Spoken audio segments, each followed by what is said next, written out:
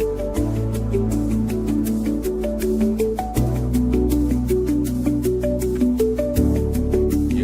yo, yo, yo, yo. What is up, party people? You guys see me?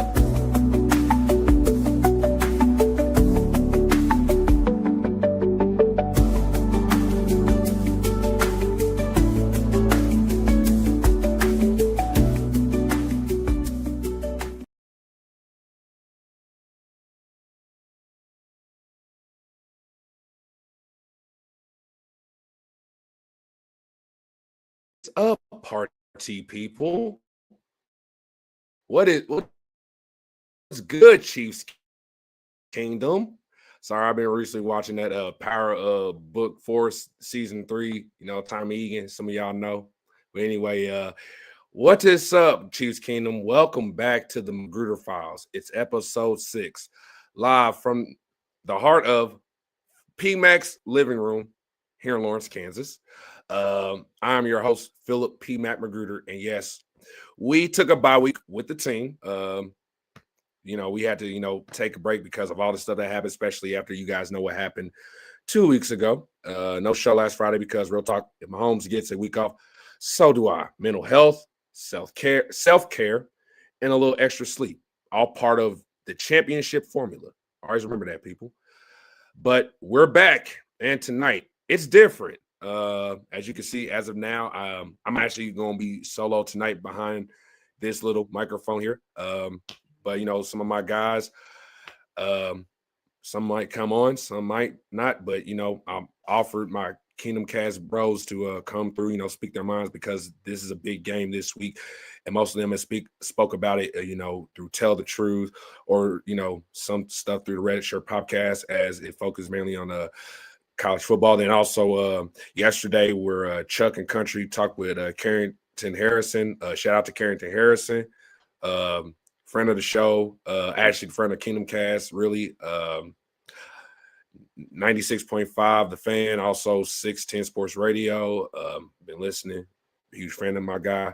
Hope to try to get him as a guest someday, just like he was on last night.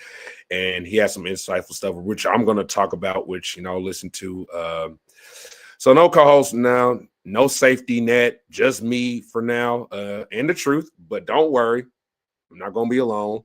Those guys are on standby, some of the sharpest minds in the game. Shout out to my boy D-Mac. D-Mac was on Carrington's show where he gave his thoughts, and it was his first radio interview. So shout out to him. Check him out on the Tell the Truth podcast and check his stuff out at I believe DMW Sports on X. He has some good insightful stuff for other stuff around the NFL. So check that out. So we're really ready to jump in. We're live. We're going to break down what actually happened in that Bills loss, why the trade deadline came and went with 0 moves. We should really expect in 48 hours. We are the 5-4 Chiefs. We roll into Denver to face an 8-2 Broncos team that's feeling themselves right now, right? So fire up the chat. Drop your hot takes, everybody, your questions, your rants, because tonight you're in the episode. Let's talk football, faith, fighting through the fire. This is the McGruder Files, episode 6. No trades, all grit. Let's get it, baby. So we're going to start with the recap from the game. Real quick. So, Chiefs Kingdom, let's rip the Band-Aid off on what happened here from 2 Sundays ago in Orchard Park. It was 28 Bills, 21 Chiefs. We had them, then we didn't. We were in it, then we weren't. Let's break this down like film in the locker room. No sugar, no excuses, just facts and fire, First half, we came out cooking, drive 1, 3 and out, cool, warm up. Drive 2, 7 plays, 53 yards. Rashee Rice, 3-yard TD run. Little trick play there. 7-0 Chiefs. Drive 3, Bills drove to the Bills 39, then rolled the dice on 4th down, turnover on downs. The Bills cash in 7-7, and you guys already know what happened on that first play, and I'll expand on that a little later on this part. Then the snowball started. The Bills punched back, touchdown. We get cute, go for it again. Turnover on downs number 2. Bills score 14-7. We scratch back with a field goal before half. And I remember on the last episode when the country jumped on, he mentioned it. And, I mentioned that all points matter, but I didn't mind when he said, no, forget all that. We need to get them. We didn't in this moment here. We settled for the field goal, which we shouldn't. Third quarter, which was the nightmare fuel. Josh Allen sneaks in from the 21-10 Bills. Late third, another Bills TD, 28-13. 15-point hole, clock ticking, season flashing. But then 4th and 17. Mahomes, back foot laser to Rashee Rice for 29 yards. 4 plays later, Kareem Hunt, 2-yard bulldozer touchdown run. 2-point conversion good, 28-21. Plenty of time. The defense, first off, you got it on that drive. Shout out to Derek Nottie. Even though people have been giving him hell, Derek Nottie was the first to set up that drive. Then it led to the Trent McDuffie sack, and then Leo Chanel got him. We were right there after those guys did that. And then a pick. Mahomes forces the deep, but rookie Maxwell Harrison, who came out of Kentucky, who some also mentioned that the Chiefs might have had a chance to look at in the draft as one of those other prospects. Even the guy I considered, but I thought, not much really what we wanted. He picked off Mahomes. He says, thank you, right? Thank you, Pat. The Bills bleed the clock. 22 seconds left, down 7. The Hail Mary falls incomplete. The final score, Bills 28, Chiefs 21. Chiefs drop to 5-4. Mahomes, 15-34, 250 yards. No picks until that last one that Harrison picked off. That one really mattered, but you do the best you can. And Andy Reid mentioned it in the press conference later after. We had opportunities. My translation for that, we beat ourselves and got outplayed. That's just what I think. And I could be wrong, but that's just what I got from it, the gist of it. Read between the lines, people. That's what I'm just saying. Bright spots. Rashee Rice is a grown man. That 4th down grab, that's the clutch DNA. That's that Devontae Adams ability that I compared him to before the Chiefs drafted him, which is one of the reasons why he was one of my favorite receivers from that draft class a few years back. He displayed that in that moment, in those few moments. Even throwing a little bit of Amon-Ra St. Brown or a little Deebo Samuel for running in the ball. Even Kelsey's running touchdowns. So, it's just a high volume. Kareem Hunt still runs angry. Defense bent, but didn't fully break. Forced to punt when it mattered the most. So shout out to those guys for that moment. You guys are still one of the best in the league. Dark spot was Jawan Taylor having an ankle injury, out early. The offensive line was already thin then. The red zone, we settled for a field goal. We should not keep doing that. 4th down aggression, love the guts, hate the math. 0 for 2. Consistency. Mahomes said it best. We had great moments and bad moments. We got to string them together. Consistency, people. That's why that mattered. But here's the silver lining, Chiefs Kingdom. Here's the silver lining in all this. Rookie left tackle Josh Simmons is back. 1 month since he stepped away for personal business. Respect to him for handling that like a pro. He's in KC. He's practiced with the squad. He started with him being a full goal on Wednesday, as the same as Jawan Taylor. Andy Reid, I don't know, is playing coy. We don't know. Either is he going to start or is he going to be just, I don't know, ready if Jalen Moore's not, living up to speed, to par, like we saw in that game. Pat was pressured a lot, man. 13 of 16 while under pressure against the Bills. Even though he completed 60 yards on 3 of those passes completed, 13 out of 16 while under pressure is not good, especially after he went through all that pressure. But anyway, yeah, as Andy Reid said, yeah, we'll just see.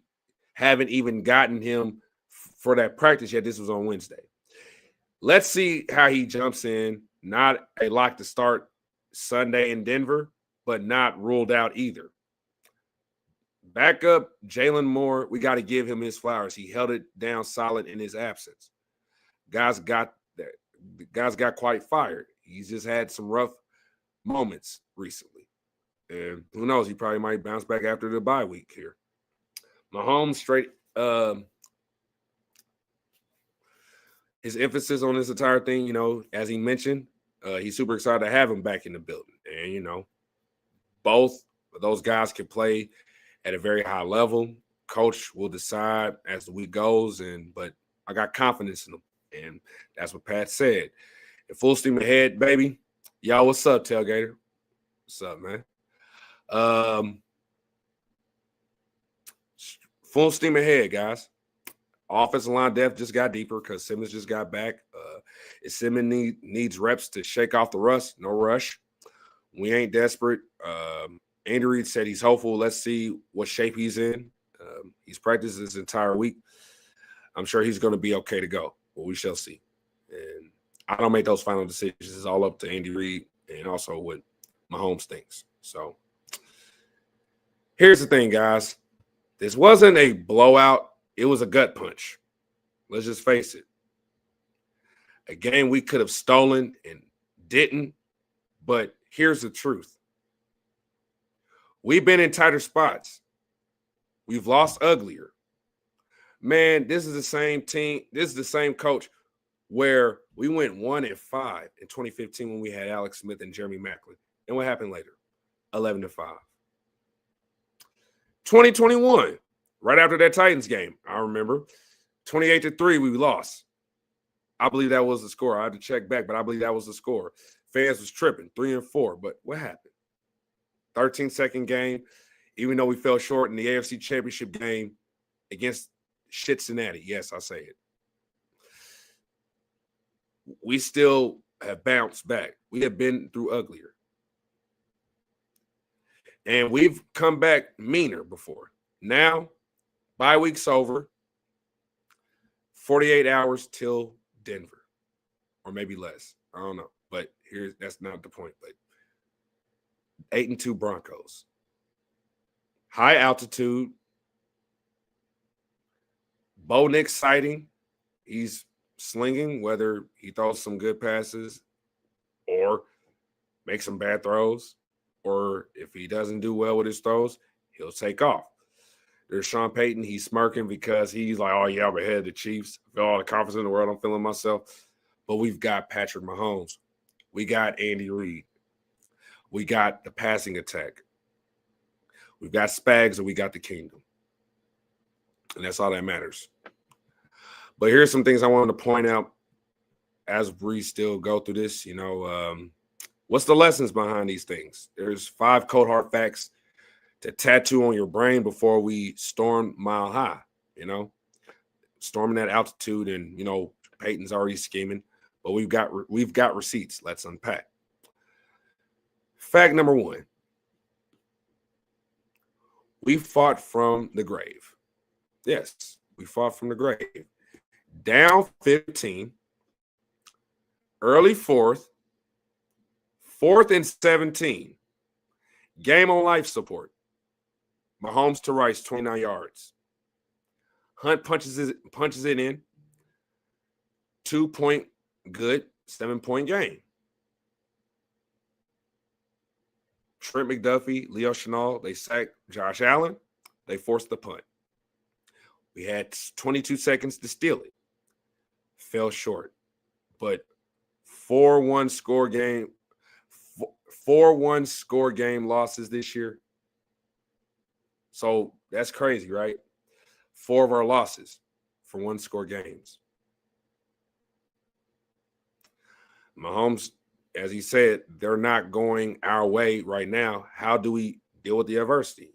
Here's the answer. We learn and we finish. It's not how you start, it's how you finish. Oh, man. The Broncos better bring body bags. We don't die easily. That's all I'm just going to say. Fact number 2, Rashee Rice is him. 4 touchdowns in 3 games. He had 86 scrimmage yards, 6 touches, a 3-yard jet screen touchdown. Leads the Chiefs 26 targets, 20 catches, 233 yards, and 4 touchdowns since week 7. Oh, and here's another thing. Patrick Surtain II is out Sunday. So is Alex Singleton. Rice is about to feast in Denver, so lock it. Here's fact number 3, which brings me back to feeling like telling you guys one of the key reasons why we lost this game. The Bills tight ends torched us. We got to fix it. The Bills tight ends had a total of 8 catches for $149 and a touchdown. A 23-yard touchdown Kincaid scored on Drew Tranquil. Drew Tranquil got cooked in coverage, man. And this is not a shame Drew Tranquil, but just I know there's strengths and there's weaknesses, but when you understand your assignment, you just got to stick to it to the best of your ability. If you can't, then they got to figure something out. Because then there was a other play from Kincaid, a 47-yard bomb. We're the 3rd best scoring defense in the NFL, but we were soft in the seams, guys, against the Bills. He had the bye week film. The Broncos got Garrett Dulcich lurking.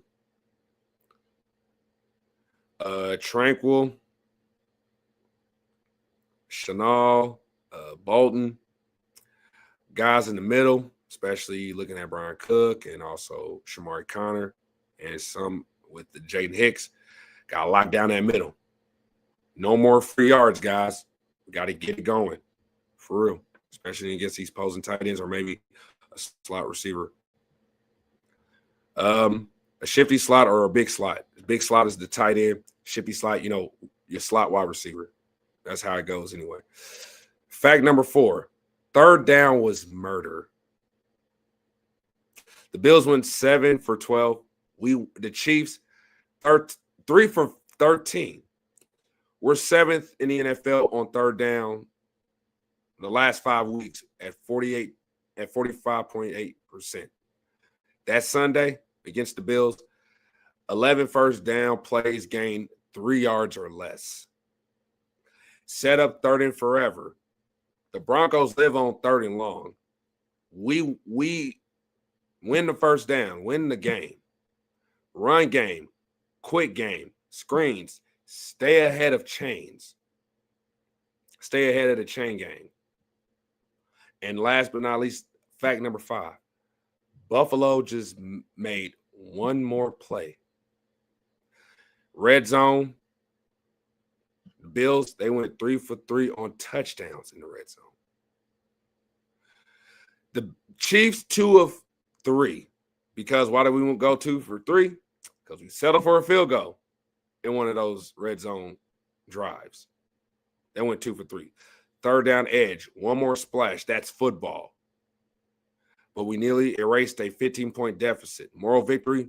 Nah, it's the blueprint.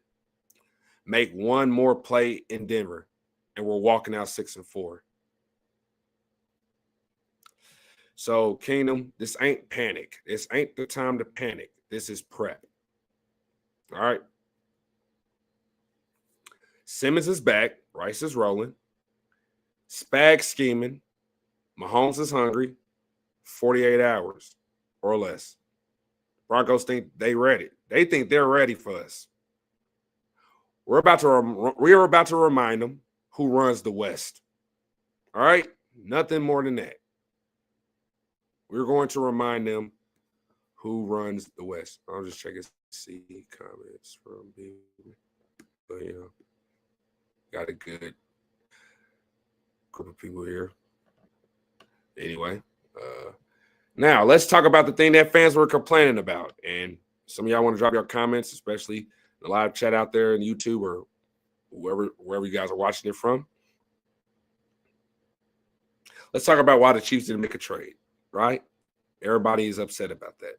Oh my gosh, we didn't make a trade. Brett Veach is the worst general manager in all of football. Oh my gosh.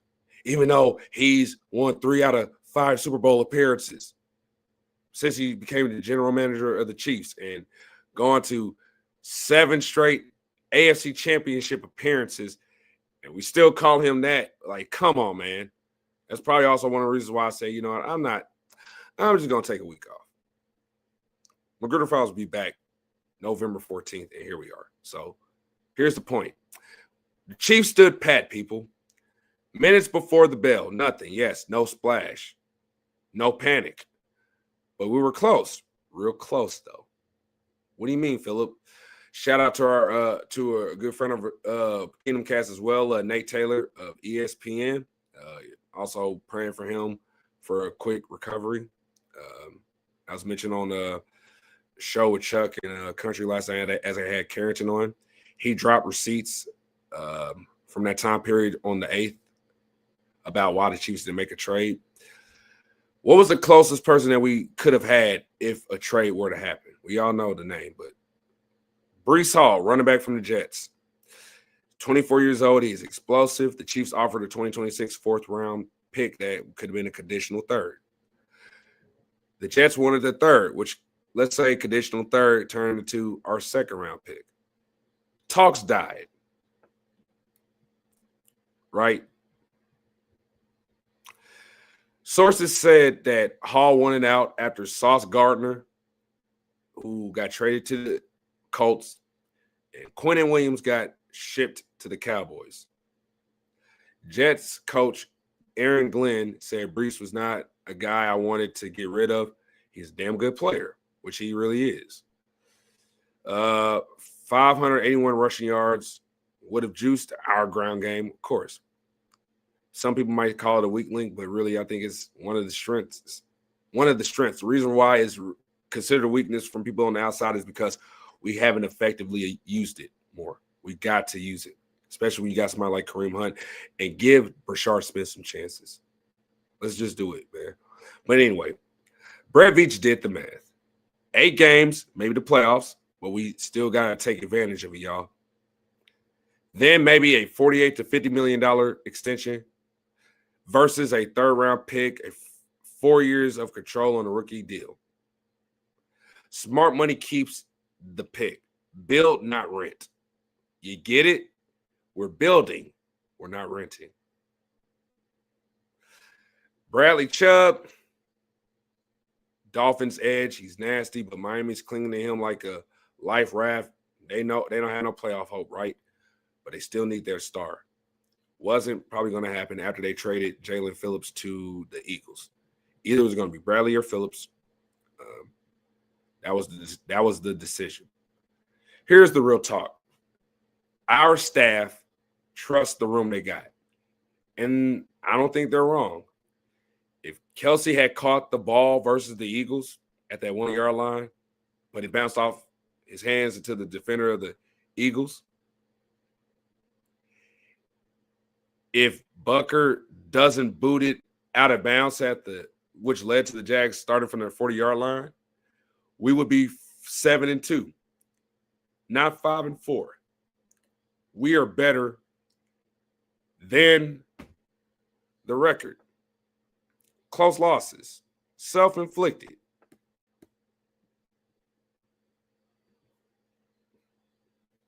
So, no talent gaps, people. Just no talent gaps. No trade. That's confidence, not complacency. You know? So AFC crown is on the line, people. We're the defending AFC champions. It's on the line. The AFC West crown is on the line. 48 hours till Denver or less. Suck it up, people. Just suck it up. No excuses. No additions needed. Colin Sanders got released by the Jaguars. Bink. We shouted you out there, man. Chris Jones shouted you out there.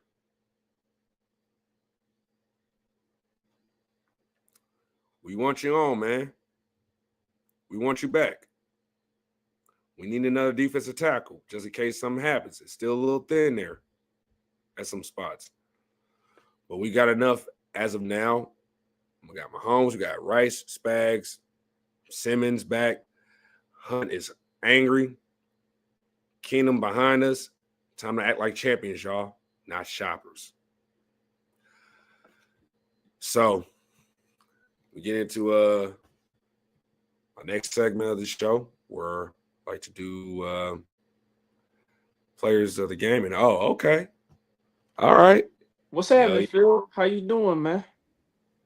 I'm good, man. Just, taking people through, what happened last week. I went over what happened in the Bills game, called out the most obvious things that happened. Of course, Rashee Rice was on fire in that game. Mahomes actually wasn't as bad, but I mentioned, 3 of 16 under pressure against the Bills. He didn't throw a pick. He had some good plays, but he was just so much under pressure until that one last play that resulted in an interception by Maxwell Harrison. He's a talented rookie, but, they was just, feeling themselves in that moment there, man. And but the thing that really got me the most is that we got to do something about stopping these tight ends, especially Drew Tranquil. He got cooked, dude, by Dalton Kincaid, man. It was just ugly. It was just an ugly sighting, but it wasn't just that. But, there were some moments where we weren't generating enough of the pressure that we needed, but we did it late when it mattered the most. And, we just got to get that going. But, so what was your thoughts overall about all that happened in that game, especially going into this game on Sunday? Because this is a game. They said it earlier on their X post. This is a crucial game. This is a crucial game we got coming up here on Sunday, man. So what's your personal thoughts about all that happened and, how everything, what you're going to tell me, plays a key factor going into Sunday? So what's your thoughts, man? Yeah, man. I mean, I'm not surprised at what happened in Buffalo. Me and Country, we called it, man. Josh is going to attack Drew Tranquil or Jamari Conner if they get the run game going, and that's exactly what happened. When James Cook was cooking, it opened up everything underneath. Kincaid did the most damage, and that was that, bro. Patrick Mahomes, he played one of his worst games I've seen him play in the Chiefs uniform. Now, was that all his fault? No, not all his fault. But there were times where he did hold on to the ball too long. There were times that he did miss some guys open in the middle of the field. On that 4th down, he locked it on Rashee where, Xavier Worthy was open. He didn't look over there. So there's that. On that, they called it intentional grounding, which the pass was actually deflected. Noah Gray was running across the middle of the field open. Patrick didn't see him there.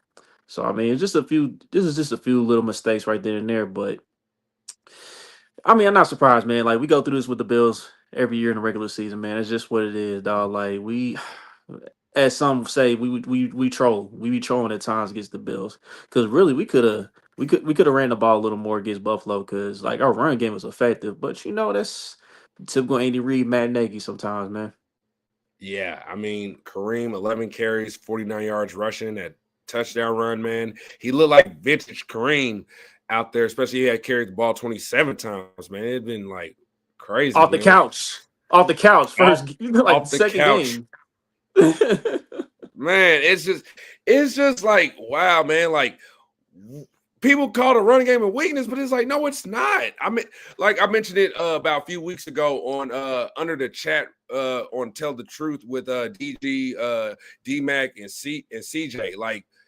the run game is 12th in the league, but going forward, what I'm seeing is we could probably finish 10th or probably top 7, maybe top 5, man. Like Mahomes' legs is part of I ain't that gonna go too, that but that's what I feel, man. It's just far. you gotta have all those things on all cylinders because it's really helping everything. And it creates that balance in the offense where we don't have to rely so much on Patrick. But if Patrick feels like he has to take off, like right on. But that is gonna play a key part because also we're going into December, my friend. Like we are going into December where it's going to get cold and that ball is going to be rock hard. And running the ball is very crucial, but also passing the ball is also going to be very crucial in the playoffs. But yeah, getting that going is very important and everything, man. But here's the thing I want to mention. So as we always lose, almost like it appears we always lose to the Bills in the regular season. So during the bye week, so shout out to my people at the Self Advocate Coalition in Kansas. I'm a self advocate trainer. I was diagnosed with autism, disability rights activist, especially through that organization, doing a lot of community service work too. We were at the Kansas Council on Developmental Disabilities Speak Up Conference. Shout out to them. Sarah Hartweir and Allison and Lola and also Whitney. Shout out to y'all. Thank you for inviting us. But also shout out to Miss Stephanie Coleman, who's also one of my mentors through the Lynn program. Also in this disability rights movement. She also has a son, Matthew. Shout out to him, who has autism as well, like me. But here's the thing. Miss Coleman's a Bills fan. She's Bills Mafia. You guys remember her famous, Allen greater than Mahomes hoodie? That's her. She's my mentor, man. And I saw her out there. And when, I saw her out there. I went with her to D.C. During our times that we were just, going off on each other. She's Bills Mafia, Chiefs Kingdom here. She mentioned. I want to make a comment real quick. I want to make a comment Go real ahead. quick about that attire she wore. That's like, you remember when the Cavaliers won the 2016, I think it was 2016 NBA Finals, Yeah. and then all of a sudden somebody made merchandise saying LeBron's greater than Michael Jordan. I mean that's like wearing one of those. You know what I'm saying? I mean, I don't Well, know, we all know but she a that ain't Bills fan. true. You know what I'm saying? So I get it. Yeah. And there's nothing wrong with that. And Josh is MVP, the reigning MVP, and he's actually gotten better. I ain't had no problem with it. Back then, you're like, hold on now, because it's just I guess it's the maturity in me as I'm, growing within this movement and everything. But she did say one thing though, yeah, we beat you guys in the regular season, but we're tired of losing you guys in the playoffs. Vice versa, Ms. Coleman. I mean, we ain't losing y'all in the regular season. It's just what it is. So, as we move on, man, as part of the next segment, my players of the game, man. Not the box score kings, the dudes who moved the needle when it mattered. Offense and defense. Let's give these guys these flowers here. My offensive player of the game is Hollywood Brown. And, yes, I said it, man. Why I say Hollywood Brown over, let's say, Rashee Rice? Yes, he balled out, 4 catches, 80 yards receiving, that rushing touchdown, man. But he's the monster we know.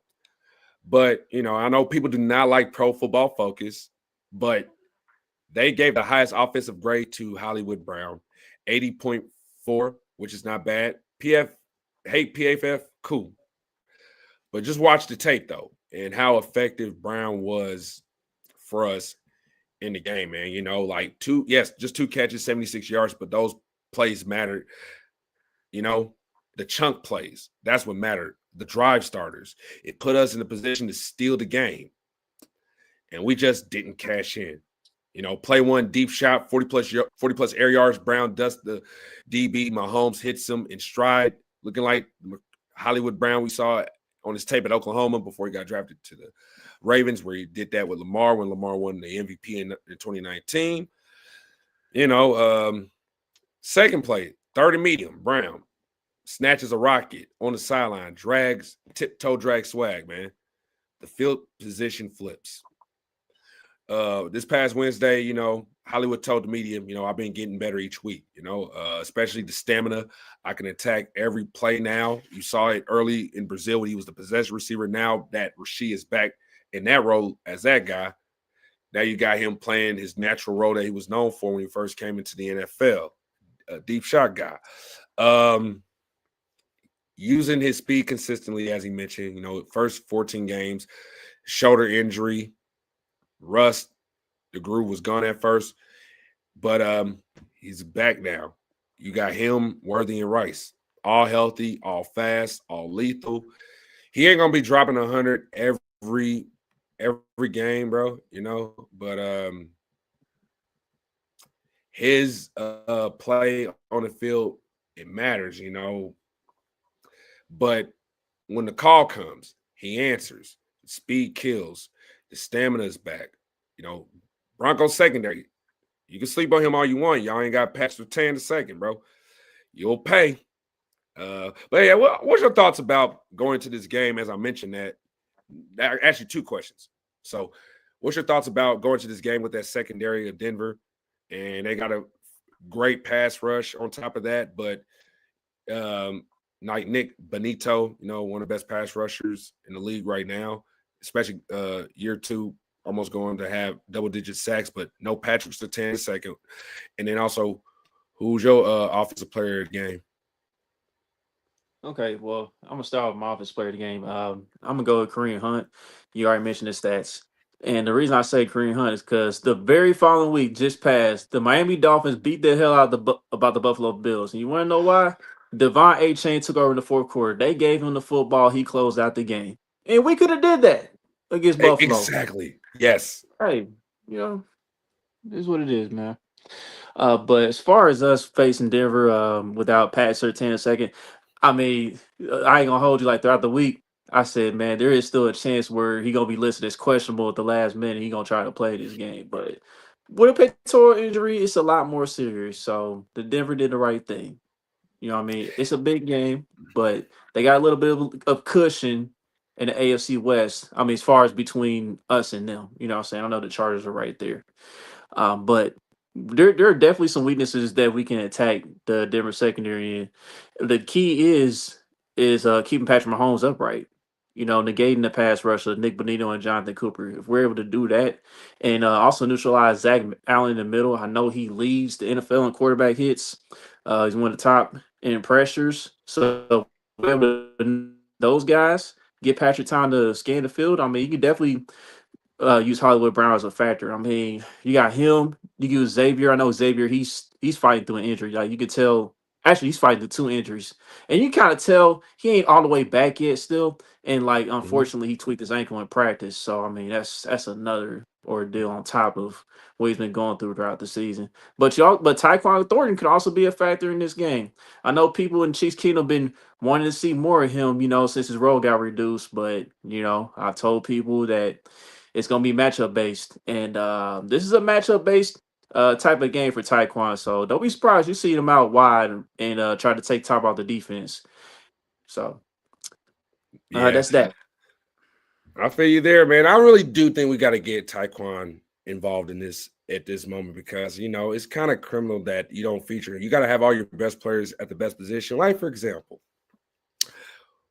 like when me, you, and Country on the last McGruder Files on episode 5, like we mentioned about using the run game, like Hunt, using Smith, and hopefully we thought Mitchell was going to play, but not only did they activate Cloud over Mitchell, you had Cloud play more snaps than Brashard Smith. Like what? I knew it. I knew it, Phil. I was like, as soon as Clyde got activated, I said, yeah, he gonna play more than Brashard. Watch what I tell y'all. I think somebody in the chat, in our group chat, mentioned that, like, hey, watch Clyde. Country said it was Country. Oh my gosh. I'm like, this might actually happen too. And when me and you had to say that, I said, bro, oh hell no, man. No.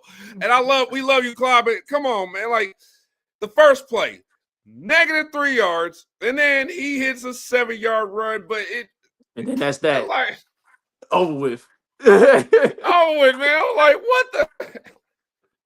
Oh my gosh, man. It's like, come on, man. Like, guys, we got to get creative. And then you have Worthy. Yes, you Mhm. can use Rice on the jet sweeps, but Worthy, Hollywood Brown.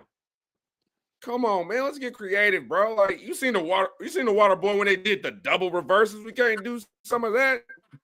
I Nagy. Come on, mean, man. we Like, have. I think we did try it in a game this year. I mean, wasn't against the Raiders we tried to do some double reverse type stuff? I think so. I think Yes. it was the Raiders. Man. I'm like, oh Yeah, my but we was goodness beating the hell gracious. out of them though. So Yeah. Oh my god. Yeah. Belt to ass for real. But anyway, fuck the Raiders, man. Man, okay, I got another thing to say. Yeah, I said it, and also the Broncos too, but not. But anyway, man. But we got a respectful fuck y'all. But no, fuck the Raiders on that. You know, fuck them. But anyway, 10-7 Thursday night football game. What the? hey Wow. man, let me tell you something. The Faders could have easily won a game. They could have easily put up 21 on Denver, but they remembered Oh they trying to man. tank. They trying to tank, get a good draft position again. So that's why they didn't win that game. Because look, if you saw like in that Thursday night game, you saw Dante Thornton get behind the defense once or twice. I know one time the ball was in his hands, he just dropped it like he been doing all season long. Just having the dropsies. And then Chip Kelly with his questionable play calling, giving Brock Bowers a reverse. I'm like, what is this, dog? So yeah. Just wild, man. Just wild. But okay, we move on, people. We move on. Mhm, So to mention my defensive player of the game, Trent McDuffie. It could have mhm. been Nick Bolton. Nick Bolton had 14 tackles. 5 of them were solo. A tackle for a loss. Obvious beast. Of course, somebody mentioned, like because he got paid. He's one of the reasons why we lost this game and all that. I'm like, oh, stop, man. Or Chris Jones being, triple and double teamed, and it's like Chris Jones is doing nothing. Oh, of course not, man. He's still getting tripled and double teamed. What do y'all expect? Dang. Like, really anybody else on the defensive line is a threat right now? Exactly. Bring back Bink.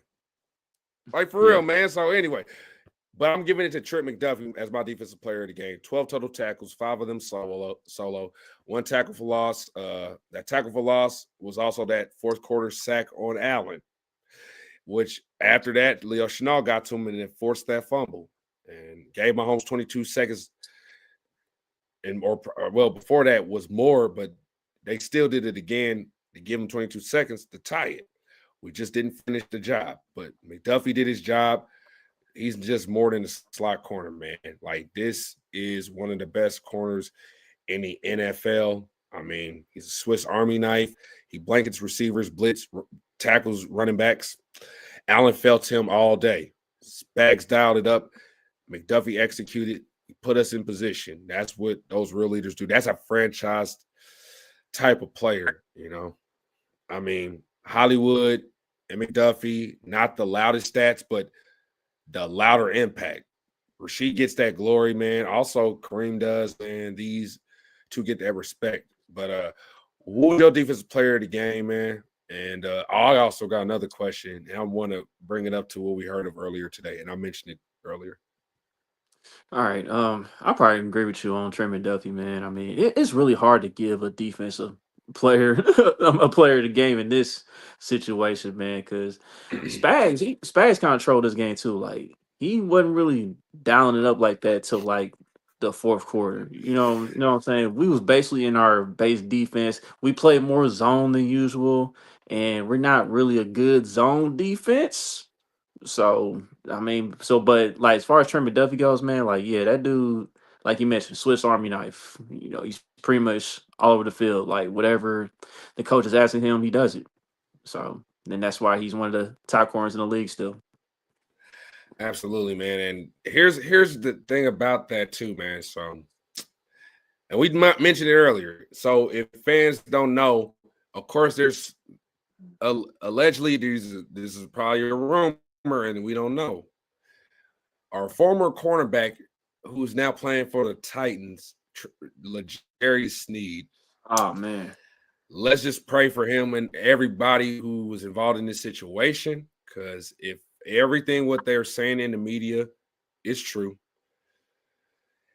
Oh man, it's just not only is knowing would be a dark cloud on the Titans, but also for us because we care about our players, even if they're still with us or playing with other teams. We just want to make sure they have great success afterwards because some of those guys might be in the Ring of Honor one day, man. Just coming back, being part of the Chiefs Kingdom family, just like Jared Allen, even though he's a former Viking, but he started with us. And he has been lately coming back, showing that love to the Chiefs. He's an NFL player, is part of being part of the NFL family, which is a blessing and a privilege. And then even for me, either being a fan going to the games or being part of the media, or especially for me, like doing that, but also before I got here, the McGruder Files, I was working with the Chiefs. Even before I got to SAC, I was working with the Chiefs, as a, ticket taker, usher, and all that other stuff. It's an honor and a privilege to be part of the NFL, man. And I've learned my lesson is don't do anything that could screw it up. So anyway, L'Jarius Sneed might be part of a situation where somebody allegedly thinks he's a driver of a drive-by shooting. And we pray that's not the case because let's just say, for example, I'm going to piggyback on the other thing I brought up too, why we didn't make no trades, Chuck. And, you give me your thoughts about that too as well. What was your thoughts about us not making a trade? But I believe in Brett Veach's gut, even though being 5-4, I mentioned it. If Kelsey caught the ball or, Bucker never kicked the ball out of bounds, it'd be 7-2, but it's all right there. The thing is, Brett Veach sees it all, especially with the players and stuff like that. Even with certain players who we are known to have red flags before we take them, whether if it was Tyreek Hill or, Kareem, but now Kareem is back because Kareem has learned from his situation. But even though Kareem never had no red flags like that, in my opinion, when he came out of Toledo, but what happened when he was in the NFL. But no, then we had Rashid. Those things, he trusts his instinct. And if people are upset about these things about these players, like, well, why did you draft him? He was going to be this type of trouble. Well, how would we know if we was going to do that? First of all, life is a gamble, whether you're making the right choice or not. But just make sure you're in the best position that keeps you safe always, is what you always aim for. That's why I'm saying all this to say that you might now see why the Chiefs might not have made no trades, but also this explains why we had to let certain players go. I'm not saying this is probably the main reason why, but sometimes it could be just simple intuition where some of your gut tells you, nah, this ain't the right move. And later in life, we might see it. You might go back and you reflect and say, wow, this probably was the best decision why I did that. But I still want to keep positivity onto it, which leads me to say that this is why I love McDuffie as my player of the game, because he was that guy that I said, if we're going to have to let Sneed go, this is that guy who's going to be the replacement. But personally, I believe he will be the future franchise guy. And shout out to my people that I used to work with at Chiefs Focus, JP, who I still think gave me an opportunity to get that start in journalism for real. That was what I'm doing. And also my bro from another mother, Thiz, and all those guys over there. Also Quentin and also Caleb. I mentioned Trent McDuffie and George Karlaftis as those franchise building players. And I feel like Brett Veach has made those choices with those guys, which is why he didn't make those trades. And it all brings all of this back full circle. But I just want to ask you what's your thoughts on that, but also what's your thoughts on us not making a trade? Yeah, man. Just it doesn't look good right now as far as the Darius Sneed situations go. Hopefully we're all wrong about that. It's very tough, very tough. Because you don't know some of these players outside the camera. You know what I'm saying? Like behind the scenes. You know what I'm saying? Like in their own house or they out and about somewhere. We don't know these players all the way personally. But with that being said, man, just hope that L'Jarius didn't really have no involvement. So Yeah. that's all we can hope for. Because like L'Jarius, he did good things here. Yeah. I know he wanted to stay here. He really wanted to stay here. He really didn't want to go anywhere else. Yeah. But he took the best offer on the table, and it just hasn't really materialized in Tennessee. So I don't know if it really led to what's going on currently, but the only thing we can do is just pray for him and his fam, and then we see what happens Absolutely. after that. But as far as like no trades goes, like here's the thing. This is what got me, man. And at the end of the day, it was mostly teenagers just crashing out. You know what I'm saying? The little EGE accounts now on Twitter and stuff. But yeah, man, like there's a Yeah. reason why y'all would never be run an NFL team because y'all would burn it to the ground. Like Dude. He Oh, he tried, man. Like Brees Hall. I thought offering a fourth rounder was fair. The Jets yes. the Jets got greedy at the end of the day. If they really wanted They to was get feeling rid of themselves Bryce, because they got rid of Sauce for a first round pick. Now that was a right, shocker. And I thought, right. oh snap, Sauce. And our shout out to our former player as well, Charvarius Ward.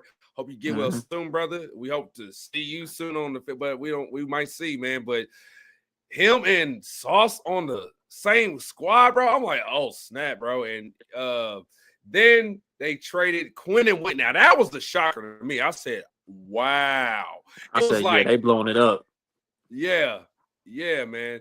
And they was actually had a chance to try to get the Patriots. Justin Fields started with the first touchdown score of the game, but then the Mike Vrabel and Drake May said, hold our drinks, we got this.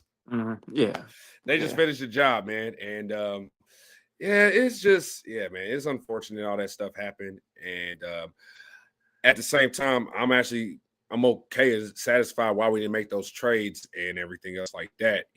I mean, what we do is just give our facts and our opinions, and sometimes we might hold true to how we personally feel about what we should have done. I'm not mad if we made a trade. Cool. If we didn't, I'm like, all right, cool. I mean, we have confidence in the guys that we have in that room right now, man. We're playing money ball, man, and it works. The scheme works, and we just got to effectively execute it, bro. Execution, as the country mentioned on the last episode, man. And I got to execute better. That's a new thing. Execute better. So, And well, then we tried to get Boye Mafe from Seattle, and oh yeah, Nate mentioned that too. I was like, oh boy, you know what's crazy? A few years ago, I mean, shout out to Kylie. Kylie, say Kylie. what up, Kylie. Hope you're doing well and everything. I'm definitely going to hit you up real soon. Yes, But yes, she mentioned that Boye Mafe was one of her favorites. Before the draft a few years ago, yeah. and He was too. you see what he's doing in Seattle. He's starting to come along a little bit in Seattle. Mike McDonald, he's done wonders for that Seattle defense. So with that being said, like there's opportunity to get him, but Seattle's like, I mean, we're actually a good team. We may have a shot in the NFC. So they decided to hold back and not pull the trigger. So at the end of the day, Brett Veach tried, man. It's just teams weren't budging, man. They weren't, man. And also, and as what you just said there, man, like as that's why they didn't trade him, because they feel like, hey, we got a good team here. We might be able to do something. DG, who was also a guest on my show, also mentioned that, especially with Calais Campbell in our segment about this, as we talked about this a few weeks back. He said, let's say with Calais, this is why I recommend Jalen Phillips more. Well, she was right, but the Eagles make the move for him 1st. Mhm. Like as they Yeah. always are going to do, making those Madden moves, get everybody's favorite player on Madden. Just printing money in the bank. Man, and then it's like he mentioned, like Calais Campbell, for example, he was one of the guys, and people even mentioned he could have been a trade candidate. Like he was put on tape on that Monday Night Football where the Cardinals beat the Cowboys. Oh man, And you want to know what's crazy? I think they beat them 9 straight times now. Arizona. Yeah. Oh, Yeah, they own Dallas. Mm. damn. Like if Aaron Rodgers was on the Cardinals and going against the Cowboys every year, I'll own you. Like, Hmm. dang. Yeah. So anyway, so we move into the final segment, people. So, as we close out the show, we're going to talk about my big segment that's crucial here. The 3 keys to victory, to beating the Broncos. And hey, you want to tag team on the sponsorship as we close the show? Sure. You know, you mentioned it first, and I'll kind of throw in like some prop ideas for me because I might have something going into this Sunday, but Absolutely. So anyway, here's the thing, people. Broncos, they're 8-2, mile high, thin air. Sean Payton is smirking right now. We're 5-4. We're hungry, we're pissed, and ready. 3 keys. Lock them in, execute, walk out 6-4. Let's ride. So, key number 1. Bring hell on Knicks. The passing game is booty butt. The run game is kind of gone because, well, yeah, you got RJ Harvey, but J.K. Dobbins, their star running back, is going to be out in this game. But Bo Nix is the key number 1 target for this one. Why? He's doing good, but here's the thing. He has a 6.1 yards per attempt. That's 29th in the NFL. That's Buki water numbers. 41.3. Pass rate success, 30th in the league. Everybody praises his passing ability, but these numbers say not good. No quarterback ever won a Super Bowl that low. Eli in 2007, 6.3 yards per attempt. Peyton Manning in 2015, carried by his defense. Shout out to former KU players, none other than Akeem Talib and Chris Harris Jr., who I think is also one of the greatest cornerback duos in the NFL. They were also that part of that defense that carried Peyton in that team. But here's the thing. Bo Nix ain't no Peyton Manning. J.K. Dobbins out, foot. Rookie RJ Harvey in the backfield. Passing game, can't save him. Spags playing like you did. Ravens, Raiders, and Lions repeat. Pressure, coverage, chaos. Drew Tranquil, I'm talking to you. No more tight end leaks. Oh, boy. Everybody, sack, swarm, suffocate them. Force 3 and out. Force turnovers. Nick Foles under pressure. Make him see ghosts. Make that man see ghosts. Like pre-Sam Darnold. Now, Sam Darnold is actually a very reliable quarterback. He's the new Alex Smith of the NFL. Make Nick see ghosts like that version of Sam Darnold, who was considered the bust in the Jets. I'm not calling Nick a bust, but we got to throw him off his game. So that's key number 1. Key number 2, as Chuck mentioned, why the Bills lost against the Dolphins. HN took over the game, which speaks to what we need to do, which is the same thing we got to do to the Broncos, even though, yes, they're 4th in run defense, still establish the damn run, even without Pacheco. Yes, they are tough. They are 4th in run defense. Tough, yes. Unbreakable? Hell nah. Kareem Hunt had 11 carries and 49 yards and a touchdown against the Bills. Wear them down. Control the clock. Keep Vance Joseph's dogs off Mahomes. Play action opens. Rice deep. Worthy fly. Hollywood Street. Kelsey late. Second half, Hunt breaks them. Business decisions in the 4th quarter. Run the ball, own the game. No Pacheco, no problem. Next man up mentality. And finally, last but not least, here's the biggest key word. And this is going to play a key factor, bro. Forced penalties.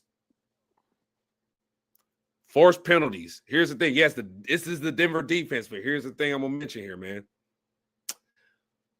We don't commit them, our defense. They do.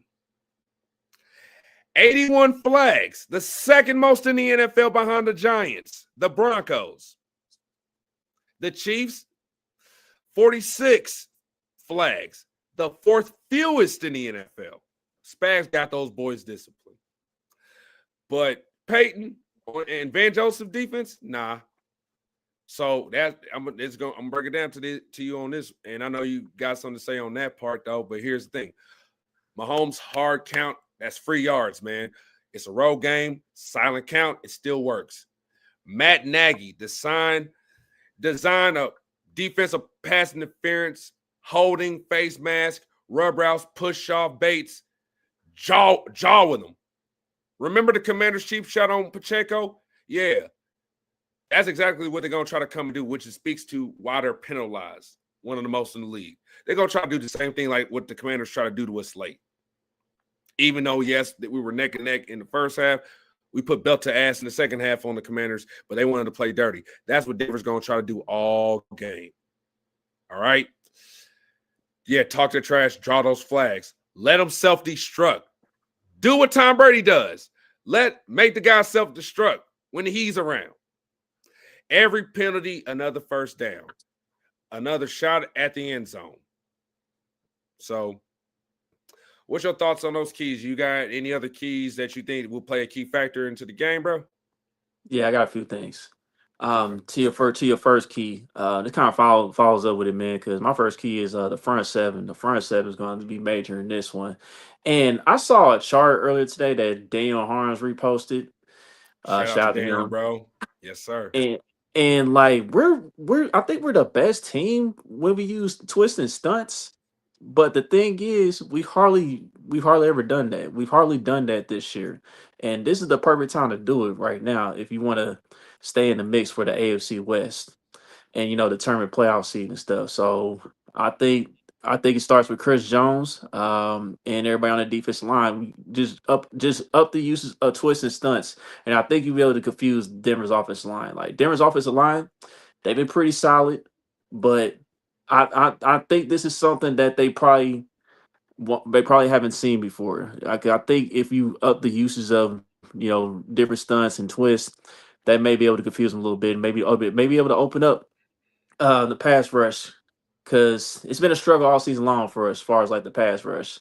But I know Denver, they actually allow 2.8 sacks per game on the interior defense alignment. So this is a major game that we need Chris Jones to be big time in. So this will be the Yeah. opportunity for him to at least maybe get 2 sacks. I might be asking a little too much, but we gotta have 95 show up for this one. And also, Yeah. this could help out George too, man, because Denver's tackles, they Mm-hmm. they not really the greatest. I think they might be the weakest part of the offensive line. Yeah, I Possibly. noticed that. Yeah, I'm like, it, yeah, I agree. I agree with that. And I just, and then on top of that, you mentioned J.K. Diamonds, he's out. He won't be there. So I think the Chiefs are going to face lighter boxes. I think this will be opportunity for George to get more one-on-one opportunities, and I think he'll be a little more effective from that aspect. So Big 95 and George, they got to come through for far as that pass rush, and everybody else follow, man, like Mike Dana, Emmanuel, mhm. whenever they need it, man, whenever the opportunity presents itself. But Right. also, man, just to round out the front seven here, Nick Bolton, like we mentioned with RJ Harvey, he's basically a north and south runner. And I think it's going to help Nick Yeah. Bolton as far as like gap discipline. So I think Nick Bolton shouldn't have an issue, being able to get through gaps, you know, help him and help Leo Chanel whenever Chanel's out there on the front line, on the D line, what I'm saying, being able to set the edge or whatever. So Yeah. and speaking of Leo Chanel, when the Spags does dial up the blitzes, Spags loves to do the double the double gap blitz special. And Leo's Yeah. gonna be key when he rushes through the A gap. And I think the Chiefs have the opportunity to do so. And be able to make Bo Nix uncomfortable. Especially, with Trey Yeah. getting physical with those wide receivers. So Yeah, man. He's gonna get fit because you got Cortland Sutton, and he's had some moments with Cortland, and I don't know if Mims is playing. He probably is. Is Mims playing?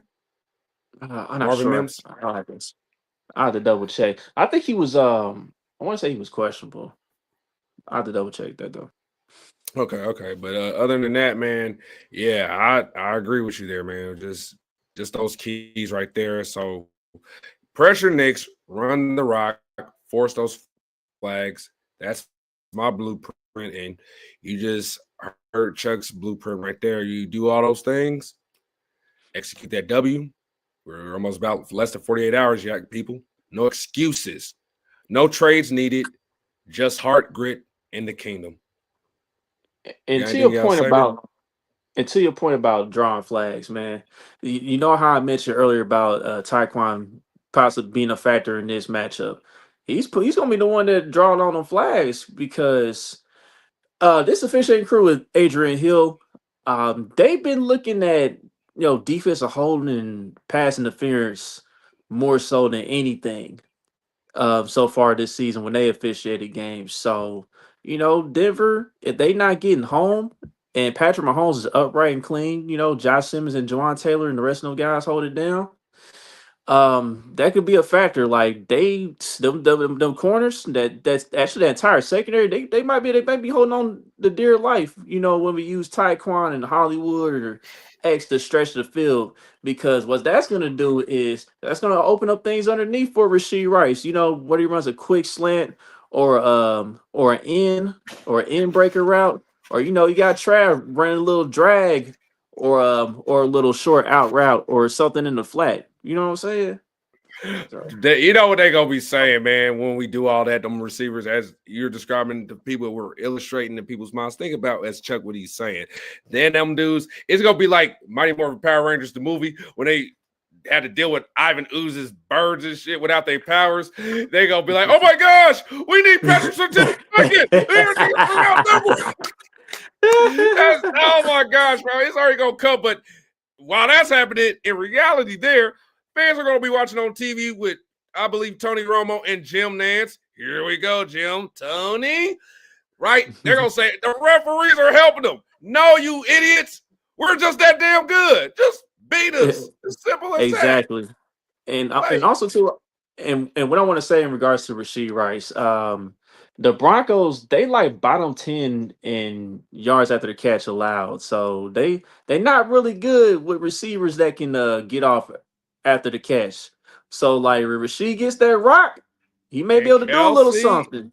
and oh Yeah. man, Yeah. it's time to throw a little preview of what you guys might show out in the postseason coming up here, man. And also we ain't losing this game. And then after that, we got the other team who's also the top of the AFC after the Broncos, the Colts. So anyway, y'all, thank you guys for joining us on the show. But as we close out, we are going to hear a word from our sponsors. And Chuck, start us out good, sir. Yes. Underdog Fantasy. If you haven't used it already, you download it on Google Store, Apple Play. I clearly screwed it up. App, Apple Store, Google app, Play. yeah, the Apple App Store. There's also Google Oh, Play and all man. those You, other you you places. You're know you good, get man. mixed up sometimes saying that, but yeah, man, use that promo code Kingdom Cast all in one word. You bet $5, you get up to $50 bonus credits when you do that. That's for new users only. So if you want to try it out, use that promo code. Absolutely. Like, let's say, for example, let's say if I had a prop, especially going into Sunday, I would take Patrick Mahomes, just to keep it safe, plus one touchdown. You could ladder it, say one plus touchdown, keep it safe. If you guys have that money, go for that plus money. If let's say its prop is, let's say, plus 100 for two touchdowns, or it still might be like minus 105 or something like that. You could take that. Use that boost right there too. But that's not the standards for underdog, but that's an example. You could look at that. Use that as a boost up. And you can add, let's say, Kareem stats, or let's say what other prop you got for that underdog, Chuck. I think Patrick Mahomes pass completions. This might be one of those over my dead body game situations. I do. With me saying that, I do want it to be a bounce attack still. Run the ball. Still be effective doing that. But I think we can definitely get some things going in the pass game. Get some stuff underneath, and when those safeties come up and they bite, hit them over the top. So absolutely. Oh yeah, man. I gotta mention, as I mentioned early on the show, yeah, man, you guys had Carrington on your show last night, man. And I laughed at that part where he said, is it gonna be a Kareem, 12 carry, 41-yard like game? I'm like, yeah, dang, man. Like, it could happen, but it's like I don't think they're right. gonna I don't think that it'll be anything like that, man. But well, if it is, it speaks to their run defense. But then it's just not going to be Kareem. You got Patrick Mahomes' legs. You got other ways of trying to run the ball. Whether you're going to do jet sweeps with Rice or Worthy, and you got Hollywood. You might do it with Taekwon. Like as they said in the longest yard, the new version, some schoolyard bullshit. We might do something like that this Sunday. Hope to see it, but we shall see. But yeah, man, that's the sponsor right there, Underdog Fantasy. Check it out. As Chuck brought it up, put in that code, Kingdom Cast, all bold letters, and boom, you got it. So anyway, that's it for the McGruder Files. Thank you, Chuck, for jumping in on this occasion, man. Starting off doing this solo was pretty cool, and man, it's I wanted to chime all in on good. this. Just get the feel of everything. My fault. I wanted to chime in on this episode tonight because Carrington, you know how Carrington do. He like to derail the show quite a bit. So we hardly even got to talk. The Chiefs Broncos matchup. In a little bit of detail. So I'm glad I was able to hop in and give my detailed football acumen on this matchup because this is a big game. This is one of the biggest games of the regular season in the Patrick Mahomes era. So. Yeah. But yeah, man, that's why we're saying all this, because this is one of those games, guys. This is a crucial one. Let's get it, baby. Fear nothing, attack everything. Until next time, this is PMAC, KCPMAC. That man right there is Chuck. I have a guest next time. Stay tuned out there. Until then, peace. Let's go, Chiefs. Eat a W. Chiefs.